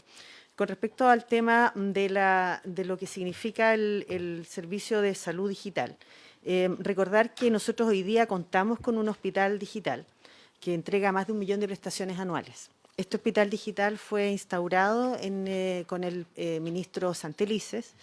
Fue una iniciativa que está instalada dentro de la Subsecretaría de Redes Asistenciales y que efectivamente ha sido evaluada y ha sido mal evaluada desde el punto de vista de la institucionalidad, de la forma en que está organizado, muy bien evaluada de la resolutividad y de lo que significa en lo que es el futuro de la medicina, donde ahí entramos también al tema de los dispositivos, a la necesidad de entender que la medicina está migrando a una medicina en la cual cada vez va a haber mayor autonomía de los pacientes en relación a sus propias situaciones de salud, empujado por la inteligencia artificial, por el acceso a la democratización al conocimiento, pero que requiere del tutelaje y del acompañamiento de los médicos y que las escuelas de medicina de alguna forma estén modernizadas hacia ese tema, y también de la posibilidad de acceder a dispositivos médicos en forma autónoma y que de alguna forma apoyan lo que podría ser hasta un autodiagnóstico y una autoindicación de terapia, que es algo que por lo cual nosotros también nos interesa que sea regulado.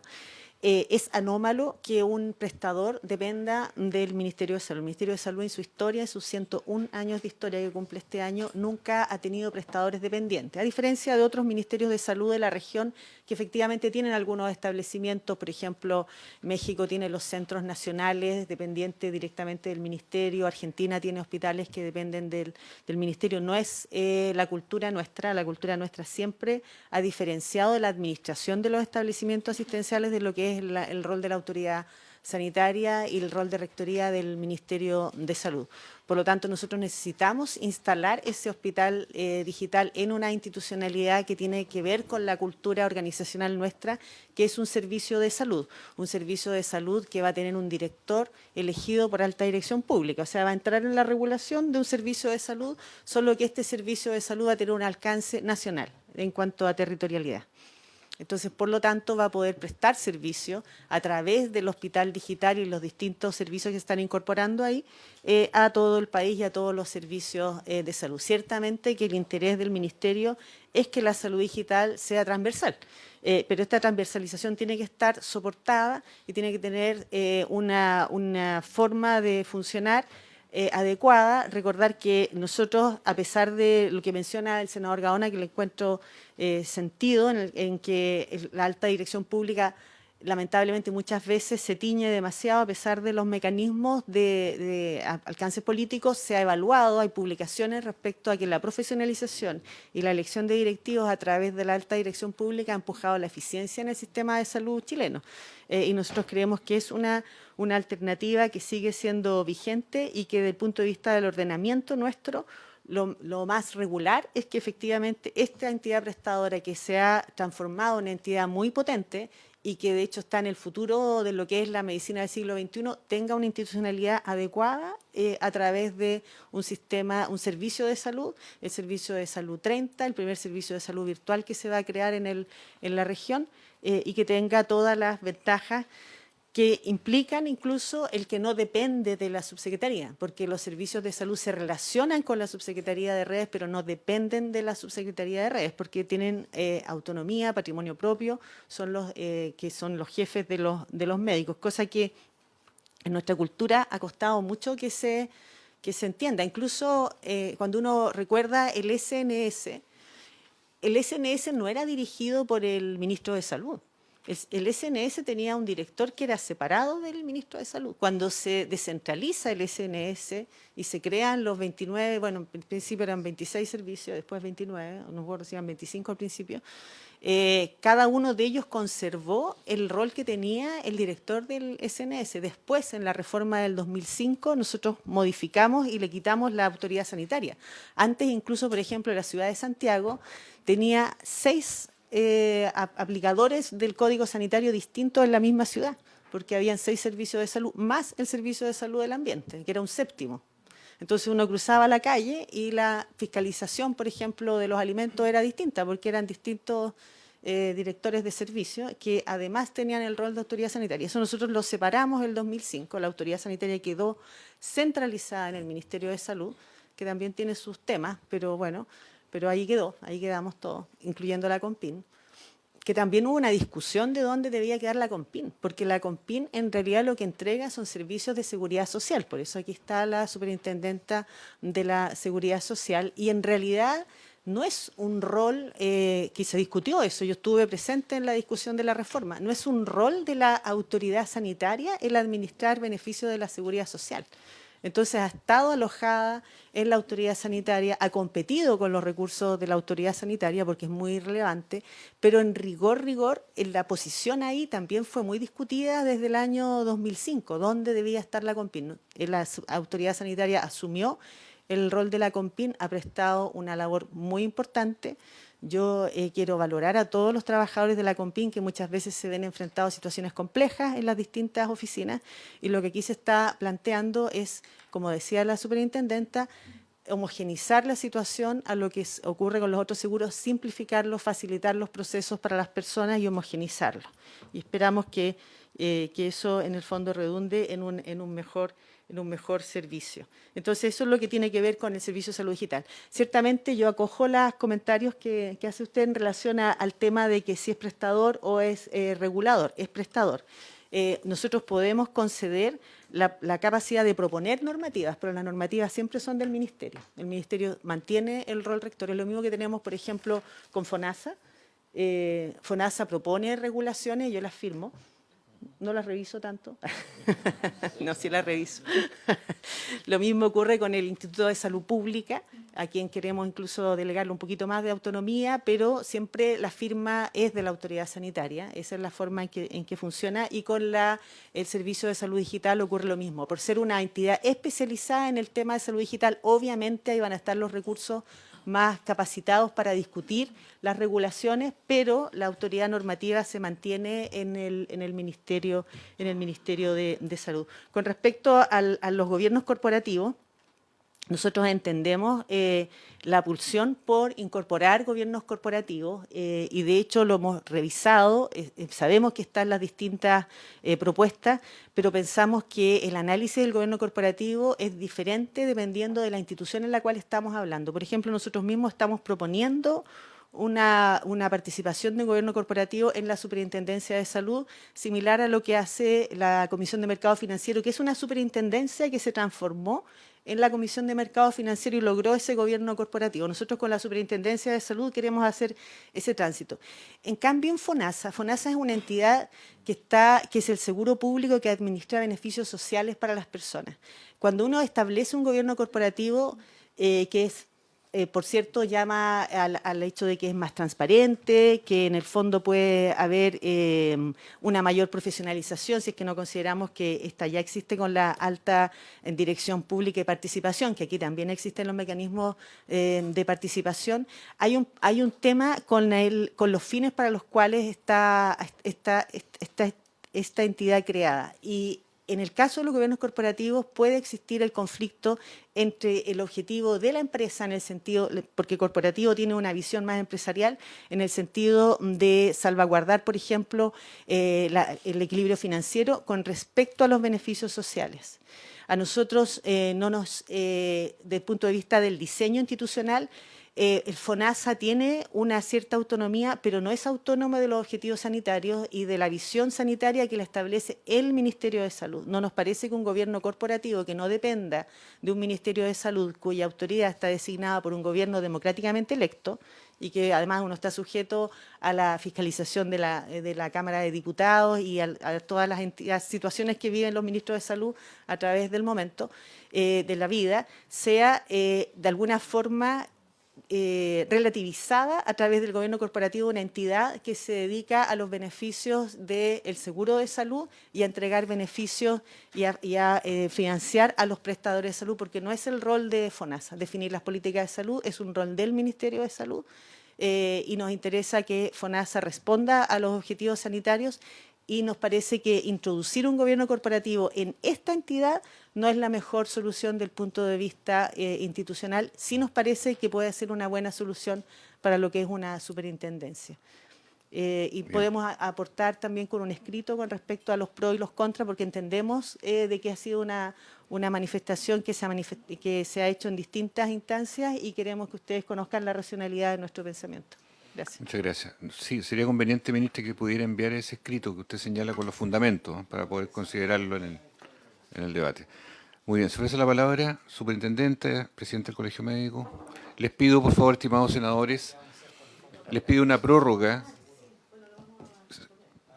Senadores, les pido una prórroga porque tenemos además punto 2 la subsecretaria esperando. Les pido 30 minutos para poder terminar toda la tabla. Sí, por favor. Presidente. Ya. Por favor, superintendente y después presidente. Respondiendo a alguna de las consultas, bueno, respecto a las estadísticas que señalaba la senadora Órdenes, por cierto, les enviamos, nosotros en el sitio web ya tenemos publicado este tercer informe que se publica ya este tercer año y además también les vamos a dar a conocer en el sitio web, hay una sección que salió especial ahora de estadísticas interactivas que muestra toda la información anual de licencias médicas y también de licencias médicas maternales y que eso se lo enviamos. Respecto al estado de avance en el Tribunal Constitucional de la modificación de la 20.585, lo que está como información pública es que el 2 de abril se tomó el acuerdo en el tribunal de declarar admisible la consulta y eso significa que tienen 30 días para pronunciarse respecto a la revisión que tengan de la ley. Por lo tanto, se espera que en mayo o a más tardar inicio de junio salga la información. Respecto a las consultas que hacía el senador Castro, presidente, respecto a los tiempos de autorización y pago, lo que uno observa es que claramente este proyecto de ley va a ser un aporte en homogenizar esos tiempos de autorización de licencias médicas en el rol de Contraloría Médica y también de los procesos de pago y pago efectivo de los subsidios de incapacidad laboral al estar solo centrado en el FONASA. Hoy día también es importante, un dato que no hemos entregado, pero que hemos estado trabajando para entregar a la ciudadanía, es cuánto efectivamente se está demorando cada uno de los sistemas. Lo que observamos es que en realidad los pronunciamientos de COMPIN han mejorado sustancialmente durante los últimos tiempos. Los temas de pago muchas veces están relacionados a los ciclos presupuestarios, que puede que en algunos momentos más álgidos del año se tome un poco más, pero creo que es un tema que se está ajustando. También señalar que nosotros como Superintendencia de Seguridad Social, a partir de diciembre, de nuestras resoluciones de reclamación, esto solo el mundo de reclamación está 120.000 que resolvemos al año, además de acompañar de mandar a la persona que reclamó la resolución, estamos acompañando con algo que desarrollamos con el Laboratorio de Gobierno que se llama como su resolución en lenguaje claro, que muchas veces esperamos que las resoluciones se entiendan, pero lo entendemos solo nosotros. Por lo tanto, se hizo un trabajo con el Laboratorio de Gobierno para entregarle a la ciudadanía una explicación más clara de su resolución y ahí además se muestra claramente una fecha, como una flecha de tiempo en el cual se dice, se espera que su licencia médica, que fue autorizada en el caso que así sea, se pague a más tardar tal fecha. Por lo tanto, eso también creemos que va a impulsar a mejorar los tiempos de pago. Respecto a la verificación de las licencias médicas, nosotros estamos en un proceso de mejoras de todo lo que es nuestra fiscalización en torno a la ley 20.585 y en específico respecto a los operadores de licencia médica electrónica, que son IMED y Medipaz. El año pasado emitimos una circular respecto de las acciones que tienen que tomar ellos, sobre todo mirando desde un punto de vista preventivo y de protección también a los profesionales de la salud. Y, por ejemplo, instalamos algo que llamamos lo que es el reenrolamiento preventivo, esto con el símil de cuando en nuestro banco, el banco encuentra que hay alguna acción anómala, nos bloquea, ¿verdad? Y nos dice, oiga, vuelva a reenrolarse, vuelva a hacer el proceso. Estamos haciendo un poco lo mismo con algunos casos que se muestran como que pueda haber alguna suplantación o algo por el estilo que proteja al profesional de la salud. Y en ese sentido ellos ya lo están haciendo operativo, también buscando el cuidado de este instrumento de la seguridad social. Y eso también se relaciona con médicos en el extranjero, que están operando desde el extranjero. La telemedicina es algo que está autorizado, ¿verdad?, que está normado. También creemos que la nueva ley 20.585 avanza en tener como requisito el que tenga la prueba de UNACOM, por lo tanto es un avance para poder restringir aquello que no vengan profesionales y que solo llegan para inscribirse y después se van y siguen emitiendo o vendiendo licencia médica. Eso es un tema que va a ser solucionado por ahí, pero también estamos viendo con los operadores la reportería de direcciones IP desde el extranjero, lo cual entendemos que también es fácil de enmascarar. Habrán algunos que no tomen ninguna acción de enmascaramiento para que no se vea que es desde el extranjero, pero eso se puede hacer y no es tan difícil enmascarar que se está haciendo desde fuera de Chile. Pero son acciones que se están tomando y, por cierto, creemos que todo el proceso de Contraloría Médica se focaliza en FONASA, ayuda a esos avances. Ana María, presidenta del colegio. Muchas gracias, presidente. Sí, refiriéndome a los temas que usted me pidió, la verdad que nosotros, por supuesto que podemos pasar a ética a los grandes emisores, hasta el momento no nos ha tocado ninguno que esté colegiado. Tenemos también la limitación de lo que es hoy día la tuición ética, que no la tenemos, y por lo tanto siempre citar éticamente es invitar a un colega, que si no está colegiado no tiene ninguna obligación de presentarse, usted lo sabe, y es una de nuestras ideas, es impulsar que volvamos a recuperar la tuición ética. Vamos a ser incorporados en eso. Agradezco al regulador, a la COMPIN, a la Suceso, que van a volver a explorar el decreto 7, que un poco ordena, actualizarlo, el tema del reposo. Y para eso nosotros tenemos nuestro departamento de políticas públicas trabajando en eso y estudiando un poco cómo ir sistematizando lo que es una buena práctica de la licencia médica. Lo que quiero transmitir con esto es que el gremio se mueve, no solo se defiende. Y por lo tanto nuestro gremio está preocupado de tener manual de buenas prácticas, activarnos y participar de lo que es la discusión del reposo, defender, por supuesto, el reposo de los pacientes, pero también hacer una práctica más segura de lo que es dar licencia, mucho más consciente de que la licencia tiene que tener, obviamente, límites, ¿no? Llamamos aquí, obviamente, a que podamos discutir el subsidio de incapacidad laboral en su sentido más amplio, ¿no? Un poco lo que decía la ministra, esto de dónde está la COMPIN y esa discusión que hubo. Bueno, la verdadera discusión es quién debiera pagar este subsidio, si debiera estar en salud en otro lado, y poder ir resolviendo, digamos, qué pasa con este país donde se paga al 100%, no hay un pago decreciente, qué pasa con los estímulos que hay a que las personas vuelvan a trabajar, y creemos que ese es un tema que también tenemos que abrir. El tema de asignaciones es compatible y yo creo que es antes que abrir las leyes médicas, pero de nuevo manifiesto toda la voluntad nuestra a abrir la discusión de leyes médicas. Nosotros cuando asumimos el colegio médico pusimos el foco en la ley de urgencia, la 15.076, porque claramente en las urgencias sí que la generación actual y las condiciones actuales no se condicen con lo que fueron las grandes ganancias de esa ley hace 20 años. Entonces creemos que esa ley hay que partir reformulándola. Pero hoy también tenemos problemas con la ley diurna, entonces si vamos a abrir de leyes no hay ningún problema, pero hoy día tenemos asignaciones que debieran funcionar y no funcionan. Y en parte eso, y también el hecho que uno aumente en la escala funcionaria y sin embargo tu sueldo no aumenta porque queda sujeto a en el fondo recursos de los servicios, y sabemos que uno va subiendo de planta superior y de pronto eso no implica ninguna mejora en los recursos o en el sueldo del médico como debiera ser, sino que queda sujeto a presupuesto. Todo eso hace que, por supuesto, no se incentive que los médicos estén 44 horas.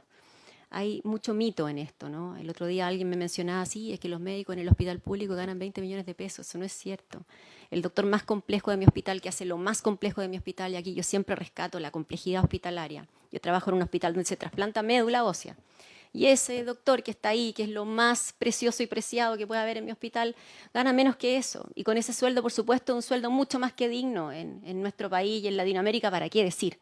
O sea, nosotros acá no estamos peleando por sueldos millonarios, estamos peleando por ganar lo que merece ganar la experiencia de un médico o médica que complejiza, que trabaja y que le aporta a su hospital. Pero para eso hoy día hay herramientas y herramientas que no se cumplen, como el tema de las asignaciones, y que a nosotros nos parece que es primero y que es algo que es fiscalizable por ustedes también. Yo creo que con eso más o menos me he referido a las Perfecto. Por último, Gabriela. Sí, después. Cerremos ahí. Sí, para que termine Sí, no, yo entiendo que estamos apremiados por Sí. el tiempo y que para nosotros sí dejar en claro que el tema de la deuda es una preocupación real. Entendemos el tema de la bicicleta, estamos acostumbrados al tema de bicicleta, pero estamos viviendo una situación extraordinaria, y lo que le pediría al señor presidente y a la comisión, si me dan la oportunidad en otra ocasión, cuando ustedes lo determinen, venir a presentar con detalle la preocupación, porque es una ¿Cómo no? preocupación real. ¿Cómo no? Muchas gracias. Señor Chaguán, muy breve. porque Que vamos a me pasar quedó al una tema. duda, porque yo fui insistente durante la tramitación de la ley de licencias médicas desde el punto de vista de los fraudes que se daban desde el extranjero que usted planteaba en esta sesión. Entonces, escuchando, quisiera saber qué medidas se están adoptando ahora, porque recordemos que la ley de licencias médicas falsas, fraudulentas, que legislamos, este fue un tema que finalmente no se abordó. Sí, pero o sea, quedó abordado, sí, pero no quedó abordado como nosotros hubiésemos querido. Quedó meridianamente tratado, pero entonces me gustaría saber qué medida, porque me está señalando que se están enmascarando, no sé, me gustaría saber qué cosas efectivamente se están haciendo hoy día, porque de verdad O sea, es vergonzoso que tengamos o sea, debe haber incluso una investigación de oficio del Ministerio Público, porque basta que usted se meta, que ingrese a Internet y diga, necesito licencia médica de tal fecha a tal fecha, y le van a ofrecer paquetes. ¿Ah? O sea, entonces no, entonces un tema, no es problema del colegio. ¿Sí? No, yo sé, pero no se puede hacer mucho Sí. en Internet. Sí, Evitemos los entonces me gustaría diálogos. saber qué se está haciendo eso. Por favor, evitemos los diálogos. Superintendenta, ante la Muy pregunta. brevemente, presidente, senador. Efectivamente, cuando se logra identificar qué se está haciendo desde el extranjero, pero no solo porque se está haciendo en el extranjero, porque eso puede ocurrir y puede que esté ocurriendo una licencia médica que está bien dada, que tiene fundamento, pero cuando existen otros aspectos que pueden llevar a pensar que es algo que no está haciendo con fundamento médico, nosotros no hablamos de fraude, hablamos sin fundamento médico, ahí lo que opera es lo que estableció la circular del año pasado, que llevamos a un reenrolamiento preventivo presencial. Por lo tanto, eso lo que impide es que obviamente el profesional de la salud que está en el extranjero venga nuevamente a enrolarse, lo hace más costoso. Entonces estamos tomando ese tipo de acciones. Ahora órdenes muy breves. Sí, sobre el punto, presidente, es que yo había consultado si existe alguna novedad respecto a la tramitación de la ley de licencias médicas fraudulentas, porque eso está en un paso intermedio de su promulgación. Si el Ejecutivo tiene alguna información, sigue ahí. Ok. Solo preguntar ya, por último, al Ejecutivo por intermedio de la ministra. Sé que no depende de la ministra exactamente, pero preocupa lo que señaló la superintendente en cuanto a la admisibilidad en el Tribunal Constitucional de la ley de grandes emisores, porque esa ley lleva apareados 73.000 millones de pesos en su aplicación, que todavía no ocurre, para efecto de licencia de listas de espera.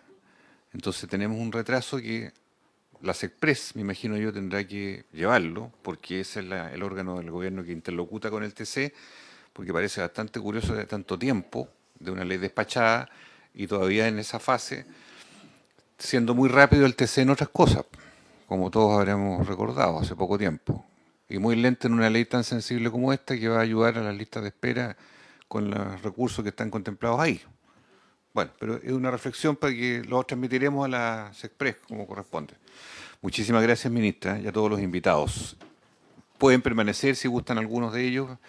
Está esperando nuestra subsecretaria de Salud Pública, quien nos va a ilustrar en el punto 2 sobre la fusión de diversos proyectos de ley sobre el expendio de agua potable a los clientes en lugares.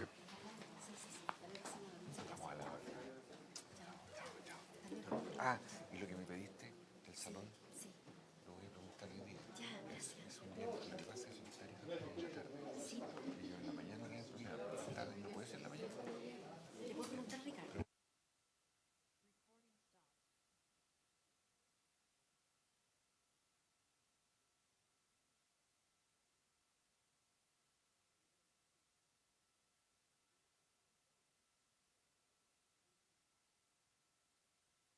Se reabre la sesión.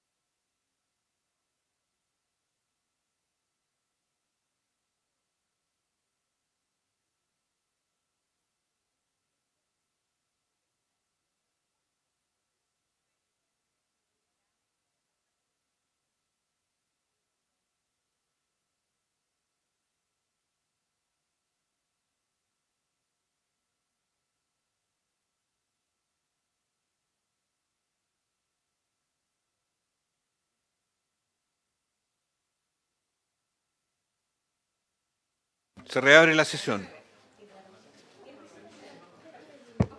Yo creo que es un hecho de la causa que desde la próxima sesión, como entramos en temporada de otoño-invierno, vamos a tener que limitar el aforo, ya que hoy día, además de los invitados y los senadores, había 30 personas más.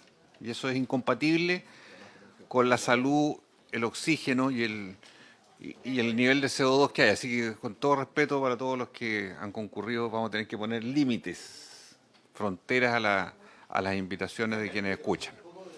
Al tiro. Le damos la bienvenida a la subsecretaria de Salud Pública, Andrea Albagli, que nos acompañó y ha tenido la paciencia de esperarnos para este tema tan importante, junto con don Francisco Pérez, director del Instituto de Nutrición y Tecnología de los Alimentos de la Universidad de Chile, y no sé si está nuestra investigadora de la Biblioteca del Congreso, Virgin Loiseau. No sé si lo estoy diciendo correctamente. Muy bien. Muy bien, ya. Presidente. Merci. Le damos la palabra entonces, secretario, ¿usted quiere introducir lo formal? Sí, por favor. Señor presidente, corresponde ver proyectos en primer trámite constitucional que están refundidos, el boletín 12.512, que promueve el acceso al agua potable, el 11.606.11, que obliga a los establecimientos de expendio de comidas y bebidas a ofrecer agua potable gratuita a sus clientes, y el proyecto 6.588, también de su autoría, señor presidente, que también se refiere a locales destinados a la venta de alimentos para su consumo dentro del establecimiento, deberán proporcionar a sus clientes agua potable. Los dos primeros proyectos ya fueron aprobados en general por la sala y tienen indicaciones. El segundo ha sido aprobado en general por esta comisión y corresponde que sea visto en particular. Muy bien, este es un proyecto que hemos conversado en distintas oportunidades. Tenemos un tiempo acotado, la idea es aprobarlo en general. Simplemente, ¿no? Está aprobado en general ya. Es ahondar ojalá el despacho en particular, es muy sintético y busca tener este derecho para las personas de que puedan acceder al vaso de agua, al agua de consumo, en todo lugar y en todo establecimiento al cual concurran, no por oferta del vendedor, sino que porque es un derecho que se puede adquirir por ley, dado los enormes beneficios que tiene en la nutrición, en el combate a la obesidad y todo lo que hemos conocido de parte de la autoridad. Entonces me gustaría brevemente, para conocer su punto de vista, que ya en otras ocasiones lo ha dicho, pero aquí lo va a sintetizar la subsecretaria de Salud Pública y luego los dos invitados, de modo que ojalá pudiéramos proceder a la aprobación y el despacho de este proyecto, que es muy simple, que va a ser una contribución al país. Subsecretaria. Buenos días, presidente. Un gusto saludarle. Gracias por la invitación, por poner este importante proyecto en la tabla de esta comisión. Por su intermedio también quiero saludar a los honorables integrantes de esta comisión, a todos los presentes. Como usted muy bien menciona, yo hoy día solo vengo a hacer una síntesis de algo que ya hemos conversado previamente. Primero, sobre el gran problema para la salud pública, que significa el aumento sostenido y muy pronunciado de la obesidad en todas las edades de la población de nuestro país. Y dentro de eso, uno de los factores de riesgo importante, y a su vez en su versión negativa, digamos, en su ausencia, y un factor protector, en caso de que estuviese presente, es el consumo de agua, que es una de las medidas que tiene más evidencia para combatir la obesidad, además de que tiene múltiples otros beneficios para la salud en términos generales, no solamente para el control del estado nutricional. Desde ese punto de vista también destacamos que en Chile tenemos cifras que indican que el consumo de agua en cantidades suficientes es bajo, es decir, el porcentaje de personas en Chile que cumple con las indicaciones de consumo mínimo de agua es menor al que uno esperaría, y por ende lo que este proyecto busca es aumentar el consumo de agua para que con eso podamos lograr los objetivos de salud, tanto generales como específicos, de control de la obesidad. En ese contexto hay distintos proyectos, todos ellos tienen un buen propósito común, que es facilitar aumentar el consumo de agua, y en particular nosotros rescatamos el proyecto que sugiere que sea obligatorio que se ofrezca directamente el agua sin que sea necesario que la persona lo pida, porque también así es más fácil instalar a nivel social hábitos saludables en el contexto como el consumo de agua. Por ejemplo, yo hoy día me senté acá en la mesa y me pusieron un vaso de agua sin que yo lo haya pedido, y eso es lo que uno también quiere imitar en todos los lugares que expendan alimentos. Estaba Y yo de diseñado partida así, agradezco mucho este vaso de agua que me acaban de servir. Hay una estrategia. No importa, Era- siga no nomás. se notó. Entonces, como Ministerio de Salud, como Autoridad Sanitaria, estamos a favor de cualquier proyecto que busque fomentar el consumo de agua y en particular, como decía, este en específico que busca que lo obligatorio sea que se ponga a disposición proactivamente de parte hacia los consumidores en lugares de puntos de venta. Eso de manera muy sintética. Estoy acá para profundizar en la conversación e ir respondiendo a cualquier duda y ser parte también de colaborar en sugerencias de mejora si es que así se requiere. Gracias, presidente. Muchísimas gracias. Don Francisco Pérez, por favor, director del INTA. Muchas gracias, presidente. Solo rescatar algunos datos. Los científicos trabajamos con datos fundamentalmente y tal como lo decía la subsecretaria, los consumos de agua en Chile son muy, muy bajos, marginales en algunos grupos de edad.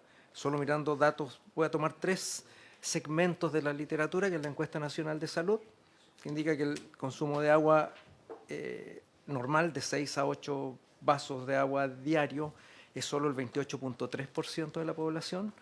En los adultos mayores, personas mayores sobre 65 años es 18%, y Chile es un país que va en esa dirección, donde tenemos que potenciar el consumo de agua. Un dato relativamente reciente también es el 2021, un estudio que fue comandado por Elige Vivir Sano a investigadores del INTA y se hizo en Atacama, O'Higgins y región metropolitana en 3.425 estudiantes. Esto fue durante pandemia, por lo tanto fue algo que se realizó online, pero fue una intervención. Se les entregaron en ese entonces más de 29.000 botellas de agua renovables, ya para que la gente tomara como habitual el consumir agua. Y de ese estudio, solo el 10% de los estudiantes logra cumplir el objetivo de 6 a 8 vasos de agua al día. 10%. Y lo que es peor, que tiene mucha relación con lo que indicaba la subsecretaria, mirado desde la perspectiva de la obesidad, sustituyen el consumo de agua un 45,3% por bebidas azucaradas y por jugos. Y algo que va a ser una preocupación en el futuro para nosotros también es que el 27,9% de estos estudiantes que no toman agua toman bebidas energéticas, lo que los pone en un escenario tremendamente de peligrosidad por riesgo cardiovascular y un montón de otros antecedentes. Y finalmente un estudio que se inició el año 2023 en el marco de la Red de Alimentación de Escuelas Saludables, las RAES, se hace en Curaco de Vélez y en Achao y se vuelven a confirmar estos datos, ¿ya? Consumo de agua diaria, ¿ya? Un 10.9% consume, 89.1% no consume. O sea, nuestra población pediátrica, adolescente, no tiene esta cultura de consumir agua, y esta ley de proponer el consumo gratuito de agua, en España se llamó inicialmente Ley del Grifo, ¿ya? Está en el Boletín Oficial del Estado español en el año 2022, propone exactamente lo mismo, ofrecerla sin la necesidad de solicitarla. Y allí se habla de un jarro de agua por mesa en los restaurantes. Esto es muy reciente, fue una ley del año 2022 y que curiosamente no entró por salud, entró por la ley de residuos y suelos contaminados en economía circular. Es muy curioso porque ellos lo hicieron desde la perspectiva de ahorrarse los envases y la contaminación por plástico. Ellos no tienen el problema de obesidad que nosotros tenemos, pero claramente va en el mismo sentido. Yo creo que este proyecto realmente aporta a esta sindemia y a esta pandemia que estamos sufriendo de obesidad, y tratar de cambiar esta conducta alimentaria, ojalá en la más temprana edad. Eso es. Muy bien. Por último, nuestra investigadora Virginie Loiseau, por favor. Presente. Vamos a retomar un poco lo que decía el director del INTA. Justamente este informe se hizo para acompañar la tramitación de estos proyectos de ley que están refundidos sobre la obligatoriedad de un suministro gratuito de agua potable y la legislación extranjera, lo que pasaba en el mundo respecto a esta medida y esta práctica. Lo que nos dimos cuenta en seleccionar algunos países es que existían dos grandes modelos, dos grandes modelos que responden al propósito. Y ahí es donde no hay justamente el propósito respecto a la obesidad, sino que tenemos estos dos fundamentos. Por un lado, la protección del medio ambiente, y por el otro lado, el otro versus es la salud pública, el cuidado de la salud pública, entendiendo dentro de la salud pública compensar, aminorar los efectos esencialmente del alcohol. Eso era la problemática, el origen de estas medidas en ciertos países. Cuando vemos estos dos modelos, podemos clasificar los países del mundo a partir de estos dos modelos. Por una parte, tenemos los países anglosajones que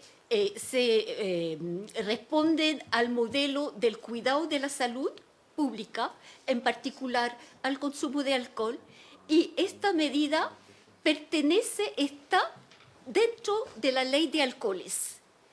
Entonces, por lo general, todos los locales que venden alcoholes tienen la obligación para recibir su patente de ofrecer un vaso de agua de forma gratuita, un vaso o más, pero proporcionar agua.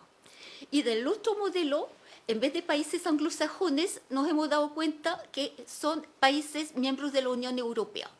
Y eso se puede explicar porque en el 2020 la Unión Europea ya había, el Parlamento Europeo más el Consejo habían promovido una directiva que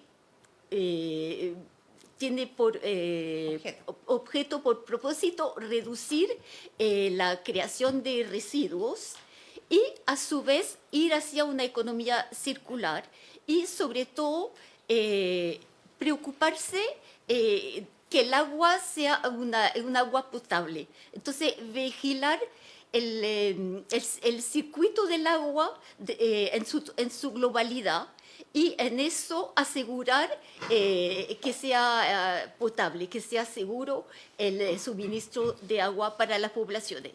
Y ahí interviene a través de la Unión Europea, yo diría, quizá un tercer propósito que no existía hasta el momento, que es reconocer el derecho al agua como un derecho humano.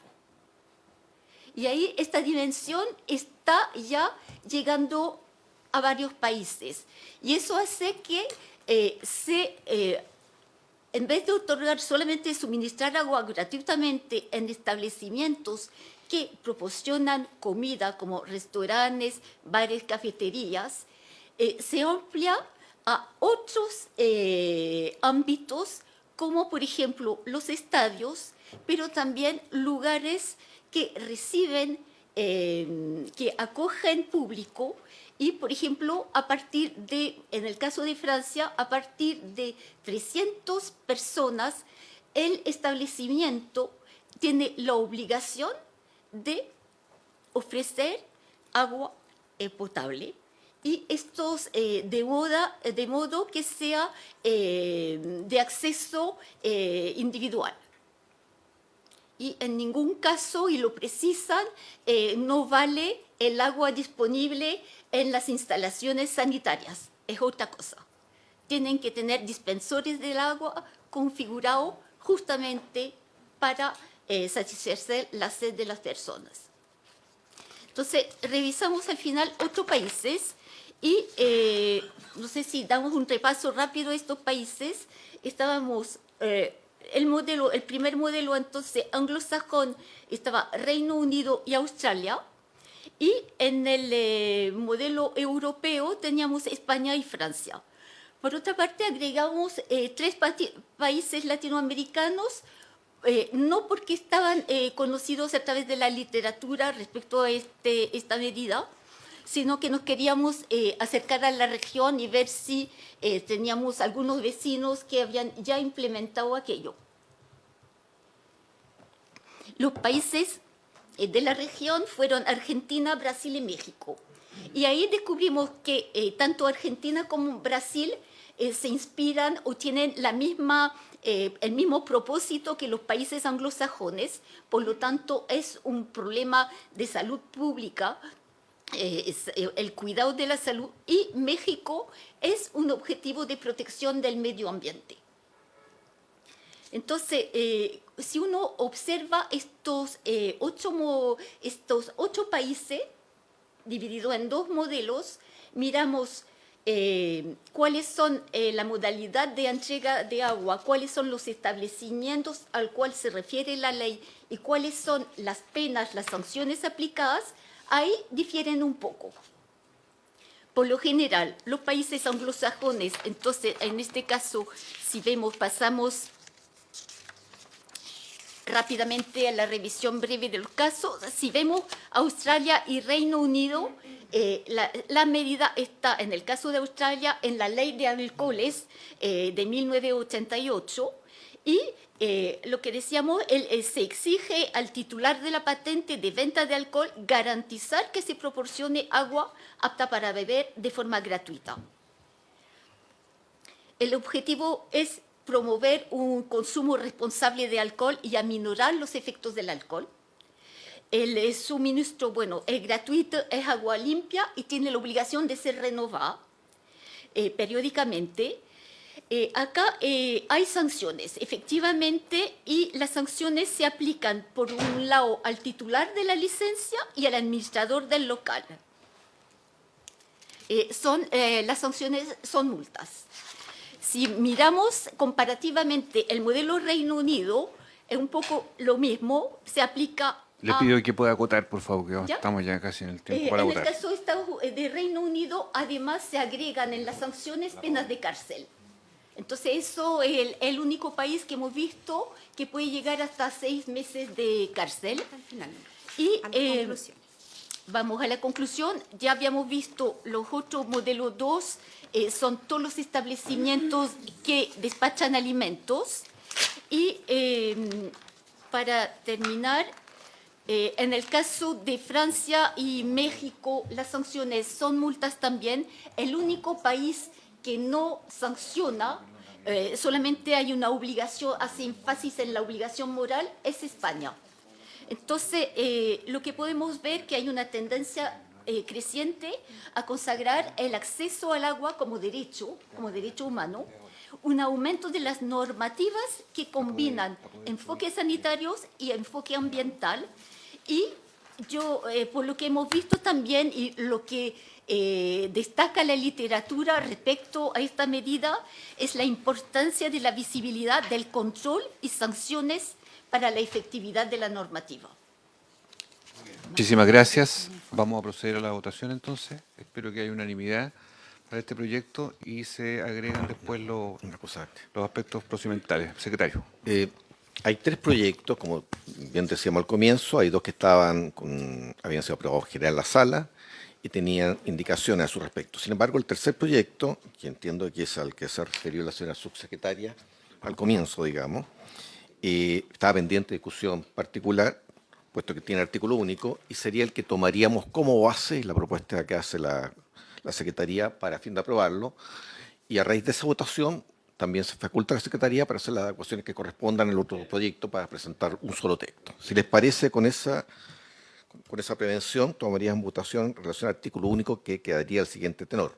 Añádese al Código Sanitario el siguiente artículo 103 bis nuevo.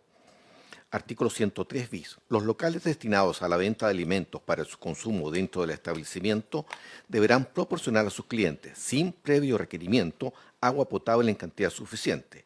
La entrega de agua deberá ser gratuita y complementaria a la oferta del establecimiento.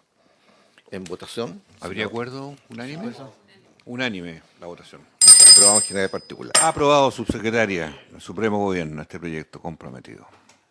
Muchísimas gracias a usted por su presencia. y a todos los invitados. Y por haberse cumplido el propósito de esta sesión, se levanta.